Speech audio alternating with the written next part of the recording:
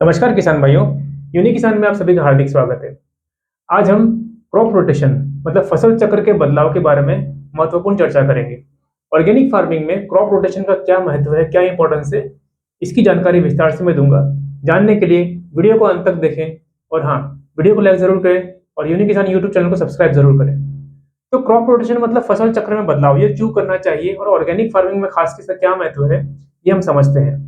Crop rotation मतलब क्या होता है, एक फसल आपने एक सीजन में लगाया, फिर अगले सीजन में उसी जमीन पे आपको फसल चेंज करना है। मतलब क्या करना है, आपको सेम जमीन पे रोटेट वही फसल नहीं लगानी है, आपको चेंज करते जानी है।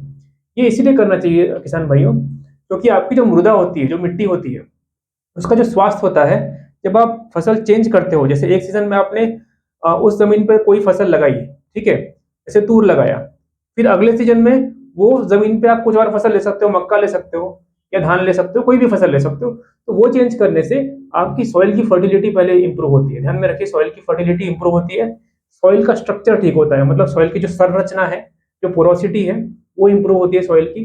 सॉइल में एरेशन होता है, मतलब हवामान जो रहता है सॉइल में, वो इंप्रूव होता है, ठीक है। और इसके कई और फायदे हैं।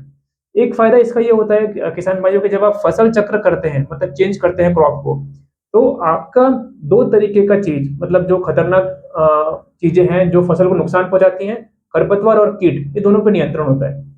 होता क्या है कि जब आप फसल की खेती करते हैं, तब आप देखते होंगे हर फसल में एक तरह की खरपतवार ग्रो होती है। और अगर आप उसी जमीन पे उसी फसल को बार बार ले रहे हैं, तो वहां पे उस टाइप की खरपतवार हमेशा ग्रो होगी और उसका जो इंटेंसिटी है, मतलब उसका जो प्रमाण है, वो और बढ़ता जाएगा, ठीक है। जब आप फसल चेंज करते हैं तो वो चक्र टूट जाता है और वो खरपतवार सप्रेस हो जाती है, और नई फसल के लिए जो खरपतवार है वो नहीं उग पाती, बिकॉज जमीन में जो खरपतवार पैदा करने वाला जो ताकत है वो कम हो जाता है, उसको समझ में नहीं आता है वो फसल के लिए कौन सी खरपतवार आनी चाहिए। इसलिए वो जो साइकिल है वो टूट जाता है और खरपतवार आपको कम हो जाता है, ठीक है।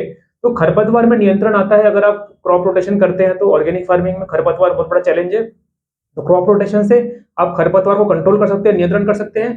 सेकंड चीज जो है, जो मैंने आपको बताया कि इसमें जो कीट रहते हैं, जो कीट जो फसल पे अटैक करते हैं, जो भी कीट रहते हैं, कीटों की समस्या जो आती है, वो क्या होता है कि जब आप फसल चेंज करते हो, जब आप क्रॉप रोटेशन करते हो, तब नई फसल जब आप लेते हो, तब वो कीट कंफ्यूज हो जाते हैं क्योंकि उनको नई फसल मिलती है।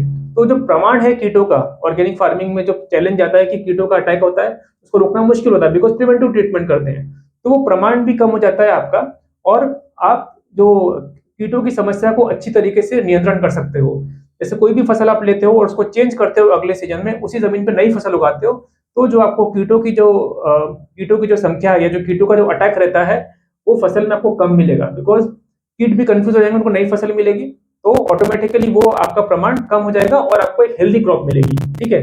तो इससे आपकी मिट्टी की संरचना अच्छी होगी, मिट्टी की पोरोसिटी इंप्रूव होगी, फर्टिलिटी बढ़ेगी सॉइल की, ठीक है।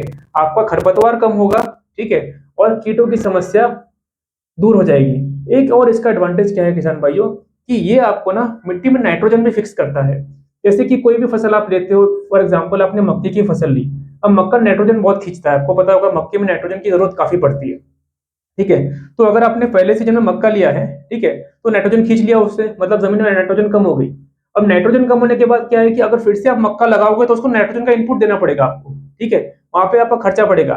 मान लीजिए आपने उसी जमीन में अगले सीजन में, जैसे मक्का का सीजन यूजुअली क्या होता है, खरीफ में या रबी में आता है, दोनों सीजन में कोई भी किसान यूज कर सकते हैं। वो सीजन एंड होने पे मान लीजिए आपने फरवरी के साइकिल में मूंग की फसल लगाई उसी जमीन पे जहां पे आप मक्का ले रहे हो, तो क्या होगा कि मूंग में जब आप लगाते हो तो राइजोबियम फिक्स करता है जमीन में, तो नाइट्रोजन अपने आप वो जमीन को दे देगा। और फिर जब आप मक्का लोगे तो जो नाइट्रोजन मक्के ने ले लिया, ऑटोमेटिकली नाइट्रोजन फिर उस मक्के को मिलेगा। इससे आपका जो ऑप्टिमाइजेशन ऑफ फर्टिलाइजर, मतलब फर्टिलाइजर जो आप डालते हो नाइट्रोजन के लिए, वो भी उसका जो आपका रिक्वायरमेंट है वो भी कम होगी, यहाँ पे आपकी खर्चा भी बचेगा। और इसमें क्या, संतुलित खेती आप कर पाओगे, ठीक है। तो संतुलित खेती करने का यही तरीका है कि आपका जब आप क्रॉप रोटेशन करते हो तो चीजें संतुलित होती है, जितने भी उसमें इंग्रेडिएंट्स है, माइक्रो और मेजर, वो भी संतुलित होते हैं, एनपीके, ठीक है। खरपतवार नियंत्रण होता है, जो अपटेक नाइट्रोजन का है वो इंप्रूव होता है, बिकॉज एक फसल ज्यादा नाइट्रोजन ले रही, दूसरा दे रहा है, मूंग दे देगी नाइट्रोजन और मक्का ले लेगा, मैंने एक प्रमाण बताया, ठीक है। कीटों का नियंत्रण अच्छे तरीके से होता है, सॉइल की पोरोसिटी इंप्रूव होती है। तो कई तरह के फायदे हैं किसान भाइयों जब आप क्रॉप रोटेशन करते हो।